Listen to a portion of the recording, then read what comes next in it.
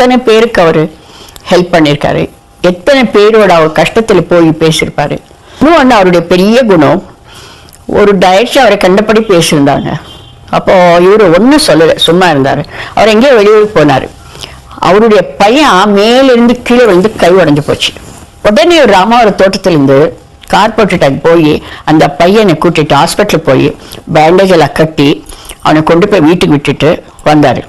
இவரோட பேசாம கொஞ்சம் இவரை ரொம்ப இதாக பேசியிருந்தாரு. அவர் ஊர்லேருந்து வந்த உடனே ஏர்போர்ட்டில் சொல்லியிருக்காங்க, எம்ஜிஆர் ஏர்போர்ட்டில் நேரம் வந்து அப்படியே காலில் விழுந்தார். நான் உங்களுக்கு எப்படி எப்பெல்லாம் பேசினேன் அதெல்லாம் மனசுக்குள்ளே வச்சுக்காம நீங்கள் போய் என் பையனை கூட்டிகிட்டு வந்து அவனுக்கு ஹாஸ்பிட்டலுக்கு கூட்டிட்டுப்பா, குழந்தையோட ஃபியூச்சர் பார்க்கணும் இல்லையா, நம்ம அவனுக்கு கை எதாயிடுச்சுல அப்புறம் எப்படி அப்படின்னு சொல்லி அவர் அழுதுட்டாராம். அந்த மாதிரி ஒரு குணம். என்ன வேலை செய்யுது? அவனே காப்பாத்தின? அவனு மனுஷன் தானே? மனுஷன் தான். ஆனா நம்ம விரோதி. உதவலாமா? உதவின்னு கேட்டா எதிரியா இருந்தாலும் உதவணும். அதுதான் பண்பு.